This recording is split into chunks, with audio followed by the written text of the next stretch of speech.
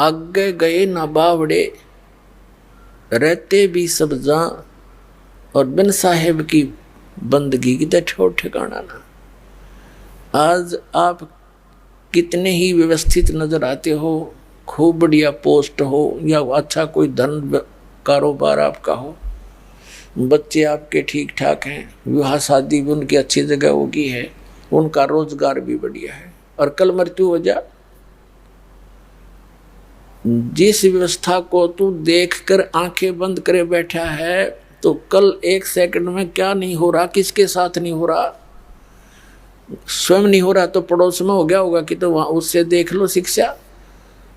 और फिर भी हमारी आंखें खुलती नहीं, क्योंकि हमारे ऊपर इस 3 गुणों की, त्रिगुणमयी माया का बहुत जबरदस्त प्रेशर है। उस प्रेशर को हटाने के लिए परमात्मा ने ये एंटीबायोटिक ज्ञान दिया है, और ये इसको कति खत्म कर देगा।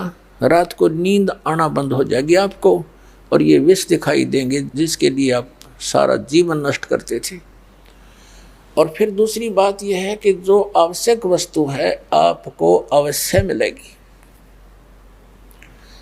जब हम परमात्मा के इस ऑपरेशन थिएटर में आगे, हमारे जन्म मरण का रोग है आपके सभी के, हम सभी के जो यहाँ हैं, और जन्म मरण के रोग का और कितना ट्रीटमेंट नहीं कबीर परमात्मा के अतिरिक्त। और कबीर परमेश्वर ने इस दास को भेज दिया अपना सर्जन बनाकर, वो सारे औजार और सब औषधि और सब फार्मूले दे दिए जिससे यू जन्म मरण का रोग कटेगा। पुण्यात्माओं, इस दास के उपदेश को लेने से पहले हम कोशिश करते हैं कि पहले ज्ञान दें, चाहे पुस्तक के माध्यम से या सीडी के माध्यम से। तो हम ये चाहते हैं कि पहले आप जागृत होकर आओ, और फिर जो दुखी हैं वो भी आओ, सुखी भी आओ, सारे आओ। अब दुखी आएंगे तो उनको तो केवल दुख निवारण की ही इच्छा होती है, भले वो ज्ञान भी समझ कर आते हैं, इतना नहीं समझते, वो तो केवल वो कथाएं पढ़ लेते हैं जो भक्तों के सुख हुआ। पूरा विश्व ही दुखी है वैसे तो, छोटा मोटा किसी न किसी का ठूठा बनी रहती है।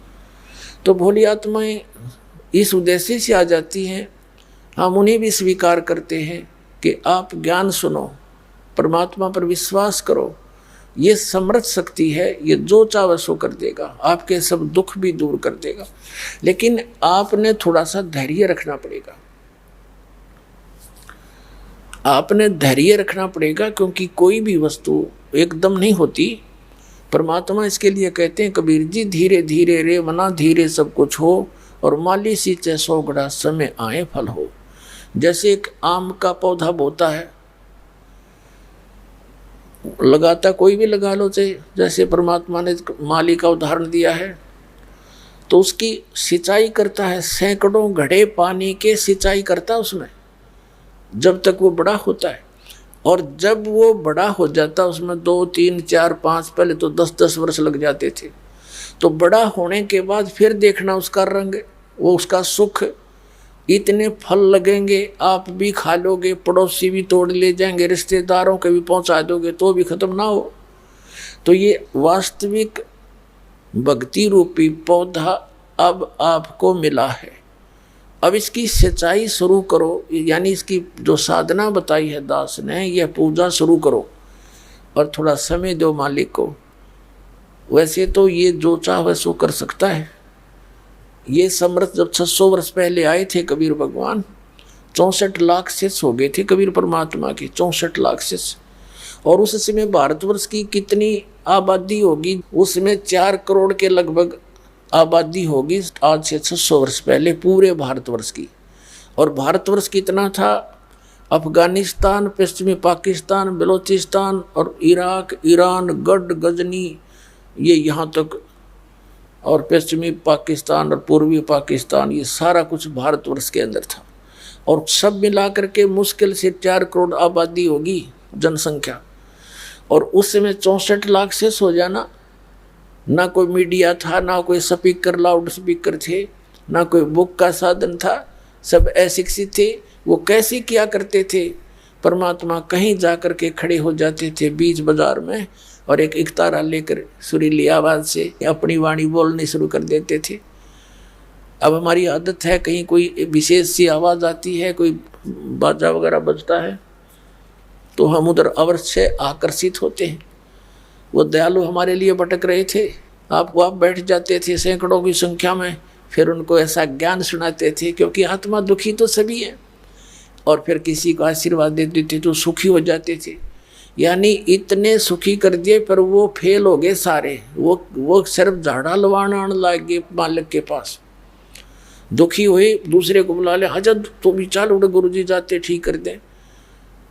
अपनात्माओं, जिस कारण से वो परमात्मा वेल नोन हो गए कि भी ऐसा संत नहीं, लेकिन आदत ये बन गई, उन्हें ज्ञान नहीं सुना और आशीर्वाद ले मालिक को, तो समर्थ थे।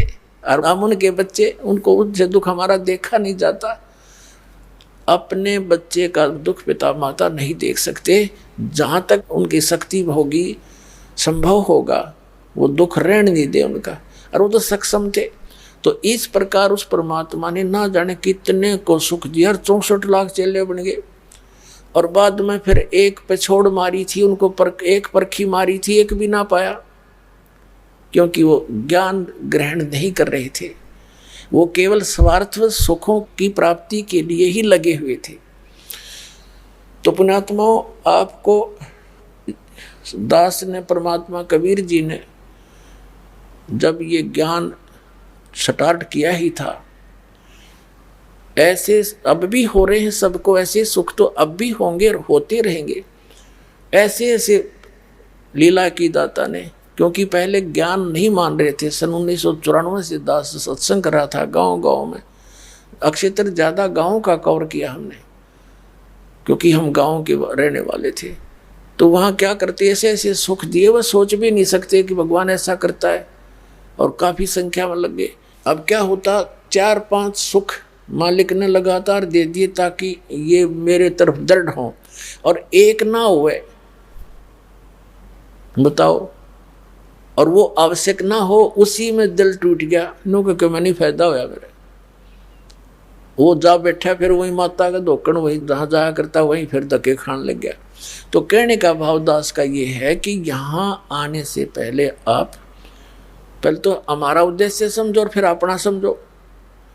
यहाँ आने के बाद सुख तो आपको होगा ही होगा, इसमें तो दो राय है नहीं, क्योंकि ये समर्थ है, लेकिन वो अपने हिसाब से करेगा। आप यहाँ आओगे, राहत मिलेगी, फिर आप बैठकर सत्संग सुनोगे।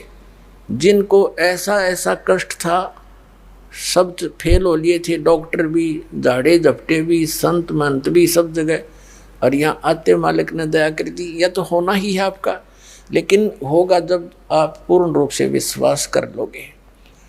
तो इसलिए दास पहले आपको ज्ञान से परिपक्व करना चाहता है। ज्ञान होने के बाद फिर कोई एकाध, मान लीजिए कोई नहीं भी होता है कार्य, और वो ना होने का कारण भी मालिक ही जानता है कि वो होने से आपको हानि है या लाभ है, तो फिर इस तरह आपने इस परमात्मा के ज्ञान को ग्रहण करके तब इस मार्ग पर चलना है। तो दास जो कहना चाहे है, सारा कुछ भूमिका बना के कि यहाँ भक्त आवें, हमारे ज्ञान के उद्देश्य को समझें। ये जो जिसके लिए आप आए हो, तो ये तो भूल जाओ, ये तो आपको बिना मांगे मिलेंगे। ये हमारा यहाँ जो आप मांगने आते हो, वो तो हमारा वो जनरल स्टोर भी नहीं है, ये तो हम आपके लिए रखते हैं, क्योंकि यहाँ पर सब सुविधाएं आपको देनी पड़ेंगी, तभी आप परमात्मा को पहचान पाओगे। उस दयालु ने ऐसी भी दया कर रखी है। जैसे हमारा जो मूल उद्देश्य है, आपके जन्म और मरण के रोग का नाश करना है। और ये भी मालिक को मालूम है कि जब तक आपको ये विश्वास नहीं होगा कि कबीर इज गॉड, ये ज्ञान से, तो भी आप इस मार्ग पर सफल नहीं हो सकते। तीसरा, दाता को ये भी मालूम है कि कितना ज्ञान सुना लें, जब तक कोई यो कांटा नहीं निकलेगा, इतने आवाज सुहावे नहीं। परमात्मा परमात्मा है, वो सब जानते हैं मेरे बच्चों को किस चीज़ की आवश्यकता है। तो आपके जो पाप रूपी कष्ट ये काटे हैं, ये तो वो निकाल ही निकालेगा। उनके निकले बिना आपका विश्वास नहीं हो सकता कि भगवान है। नहीं तो कितने गीत गा लें हम, कितने प्रमाण दिखा लें, आपका कति विश्वास ना हो। तो वो परमात्मा वो भी विश्वास कराएगा आपको, आपको सुख भी देगा। लेकिन इन संसारिक सुखों के ही डिमांड के लिए, इनकी ही इच्छा के लिए आपने केवल इसीलिए ये नाम ग्रहण नहीं करना चाहिए। दास का कहने का तात्पर्य है। फिर जब आप इस मार्ग पर लग गए तो जैसे डॉक्टर के ऑपरेशन थिएटर में रोगी आ जाता है तो वहां पर डॉक्टर की ही चलेगी, मरीज की नहीं चलेगी। यदि वो रोगी अपनी चलाता है तो वो डॉक्टर को डिस्टर्ब कर रहा है, वो उसका इलाज नहीं कर पाएगा और ना वो करवा पाएगा। तो पुण्यात्माओं, आप जी मूल उद्देश्य ये लेकर आइएगा कि हम कितने दिनों से यहाँ धक्के खा रहे हैं, भटक रहे हैं, और आप क्या मांग लोगे? किसी का पुत्र नहीं है तो पुत्र मांगने आओगे, निर्धन है वो धन मांगने आएगा, रोगी है वो सवा सत्य मांगने आएगा। अब परमात्मा कहते हैं ये जो तुम मांगने आओगे ये ऐसी विधि बताएंगे हम, ये तुम्हें पहले मिलेंगी, ये तो मिलेंगी ही मिलेंगी, ये समझ लेना। जैसे किसान गेहूं बीजता है तो गेहूं बीजता है, उसका उद्देश्य गेहूं से तूड़ा बनाना नहीं होता। गेहूं बीजने का उद्देश्य उसका चारा भूस प्राप्ति नहीं होता।